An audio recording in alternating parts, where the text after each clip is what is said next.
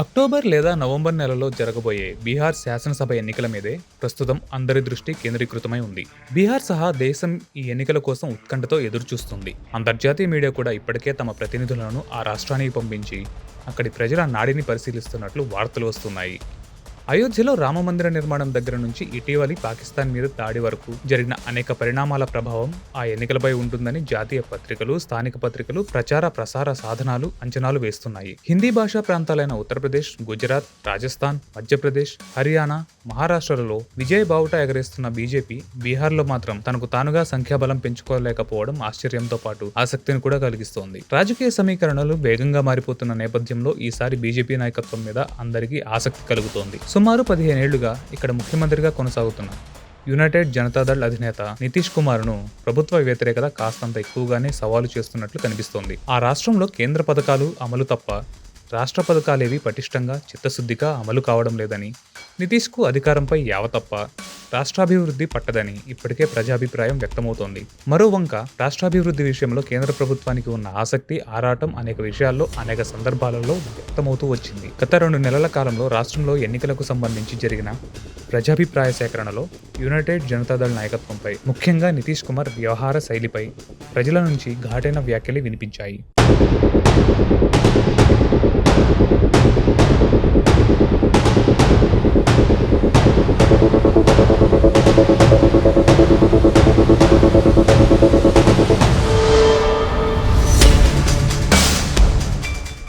నాయకత్వం మారాలనే డిమాండ్ కూడా ఈ సర్వేలు, అధ్యయనాల్లో వెల్లడైంది.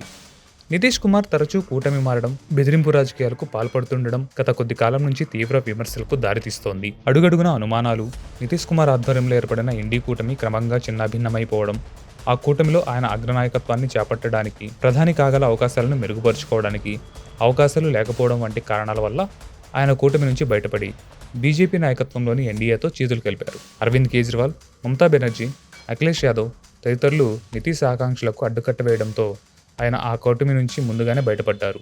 అది ఇండీ కూటమికి నష్టం కాగా, ఎన్డీఏలో చేరిక బీజేపీకి రాజకీయంగా బాగా అనుకూలంగా మారింది. జీవిక పథకం కింద నితీష్ ప్రభుత్వం పంచాయతీల్లో మహిళలకు 50% రిజర్వేషన్లు కల్పించడం వల్ల ఆయనకు మహిళా ఓటు బ్యాంకు ఏర్పడింది. ఆయన ఇదివరకు ఓబీసీలను, బీసీలను, అల్పసంఖ్యాక వర్గాలను వీలైనంతగా కూడగట్టుకున్నారు. దాదాపు 3 దశాబ్దాల పాటు ఓటింగ్ శాతంలో 50% కంటే తక్కువగా ఉన్న బీహార్లో గత 2-3 ఎన్నికల నుంచి ఓటింగ్ 10% చొప్పున పెరగడం ప్రారంభించింది. గత లోక్సభ ఎన్నికల్లో కూడా ఆ రాష్ట్రంలో ఓటింగ్ శాతం 68%కి పైగా ఉంది. ఎన్నికలకు ముందు కొన్ని ప్రతిష్టాత్మక సంస్థలు జరిపే సర్వేల్లో ఇండీ కూటమి కంటే ఎన్డీఏకు కొద్దిగా అనుకూలత పెరిగింది. కానీ నితీష్ కుమార్ పార్టీకి మాత్రం సుమారు 16% ఓటర్లు దూరమయ్యే అవకాశాలు కనిపించాయి.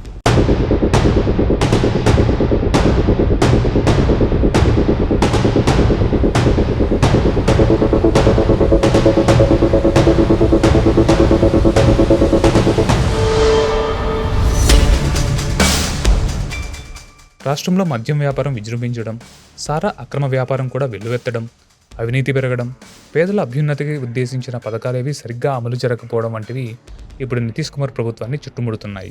ఎన్నికల సర్వేల ప్రకారం కేంద్ర పథకాల అమలు జరుగుతుండడం, అయోధ్య రామమందిర నిర్మాణం, ఉగ్రవాదులపై దాడులు, కేంద్ర ప్రభుత్వ ఉద్యోగాల్లో బీహారీలకు ప్రాధాన్యత పెరగడం వంటివి బీజేపీకి అనుకూలంగా మారుతున్నాయి. రాష్ట్రంలో ఇండీ కూటమి పెద్దగా వృద్ధి చెందలేదు. కానీ లాలూ ప్రసాద్ నాయకత్వంలోని రాష్ట్రీయ జనతాదళ్, కమ్యూనిస్టు పార్టీలతో కుదిరిన పొత్తుతో అధికారంలోకి రావడానికి కాంగ్రెస్ గట్టిగా కృషి చేస్తోంది. వాస్తవానికి ఇక్కడ పొత్తుకు 40 లోక్సభ, 243 శాసనసభ స్థానాల్లో పెద్దగా ఫలితాలు లభించలేదు. కాంగ్రెస్ పరిస్థితి ఆ ఏటికి ఆ ఏడు దిగజారిపోతోంది తప్ప పుంజుకుంటున్న పరిస్థితి కనిపించడం లేదు. చిరాగ్ పాస్వాన్ నాయకత్వంలోని లోక్ జనశక్తి పార్టీకి ఉన్నంత బలం కూడా ఆ పార్టీకి లేదని సర్వేల్లో కూడా తేలింది. ప్రస్తుతం ఎన్డీఏ కూటమిలోని ఎల్జే ప్రభావం, ప్రాధాన్యం ఈసారి శాసనసభ ఎన్నికల్లో బాగా పెరిగే సూచనలు కనిపిస్తున్నాయి. ఈసారి ముఖ్యమంత్రి అభ్యర్థిగా తానే పోటీ చేయాలని చిరాగ్ పాస్వాన్ ప్రత్యక్షంగానూ పరోక్షంగానూ ఆకాంక్ష వ్యక్తం చేశారు. విచిత్రంగా అసదుద్దీన్ ఓవైసీ నాయకత్వంలోని మజ్లిస్ పార్టీ కూడా బీహార్ శాసనసభ ఎన్నికల్లో 5 స్థానాలను గెలుచుకుంది. మారుతున్న సమీకరణాల మేరకు రాష్ట్రీయ జనతాదళ్, కాంగ్రెస్, కమ్యూనిస్టు పార్టీల పొత్తుకు చాలా కాలంగా ఓబీసీలు, బీసీలు, ముస్లిం మద్దతు లభిస్తోంది. అయితే ఈ పొత్తుకు చాలా ఏళ్లుగా తాము మద్దతు ఇస్తున్నప్పటికీ తమకు ఒరుగుతున్నది ఏమీ లేదని ఆ వర్గాల నాయకులు బహిరంగంగానే విమర్శలు, ఆరోపణలు సాగిస్తున్నారు. ఈ వర్గాల మద్దతును కూడగట్టుకునే ఉద్దేశంతో ఈ 3 పార్టీలు కలిసి మళ్లీ మండల్ తరహా ఉద్యమాలు చేపట్టాలనే ఉద్దేశంతో ఉన్నాయి.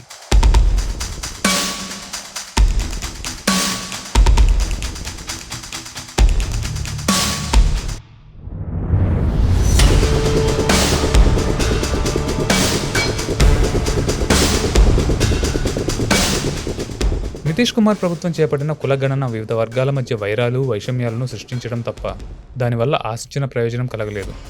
ఇలా ఉండగా రాష్ట్రంలో ఓటర్ల జాబితాలను పునఃపరిశీలించాలని ప్రధాన ఎన్నికల కమిషన్ నిర్ణయం తీసుకోవడం సంచలనం సృష్టించింది. తమకు అనుకూలమైన ఓటర్లను జాబితాల నుంచి తొలగించి రాజకీయంగా లబ్ధి పొందాలని కేంద్రంలోని బీజేపీ ప్రభుత్వం భావిస్తున్నట్లు రాష్ట్రీయ జనతాదళ్, కాంగ్రెస్, కమ్యూనిస్ట్ పార్టీలు పెద్ద ఎత్తున ప్రచారం ప్రారంభించాయి. రాష్ట్రంలో ఎన్నికలు జరగనున్న సందర్భంగా ఓటర్ల జాబితాలను పునఃపరిశీలించడం సర్వసాధారణ విషయమేనని ఎన్నికల కమిషన్ వాదిస్తోంది. ఈ వివాదం సుప్రీంకోర్టు వరకు వెళ్లడంతో ఓటర్ల జాబితాలను పునఃపరిశీలించాలన్న ఎన్నికల కమిషన్ నిర్ణయానికి సుప్రీంకోర్టు గ్రీన్ సిగ్నల్ ఇచ్చింది. ఆధార్ కార్డును, ఓటర్ల గుర్తింపు కార్డును, బర్త్ సర్టిఫికేట్ను, ఇతర గుర్తింపు కార్డులను క్షుణ్ణంగా పరిశీలించి ఓటర్ల జాబితాలను ఖరారు చేయాలని సుప్రీంకోర్టు ఆదేశించింది. ఈసారి ఎన్నికల్లో కూడా ఎన్డీఏ గెలిచే అవకాశం ఉందని, అందులోనూ బీజేపీ బలం పుంజుకునే అవకాశం ఉందని ఇండియా టుడే సహా వివిధ సంస్థలు జరిపిన సర్వేల్లో తేలిపోవడంతో ఎన్నికల నాటికి ప్రతిపక్ష కూటమి మరిన్ని సమస్యలు, సవాళ్లు, సంక్షోభాలు సృష్టించే అవకాశం లేకపోలేదు. ఇందుకు నాందిగా కాంగ్రెస్ పార్టీ స్థానిక నాయకులు ఇప్పటికే ఎలక్ట్రానిక్ ఓటింగ్ మిషన్ల మీద విమర్శలు సాగించడం, అనుమానాలు వ్యక్తం చేయడం మొదలైపోయింది.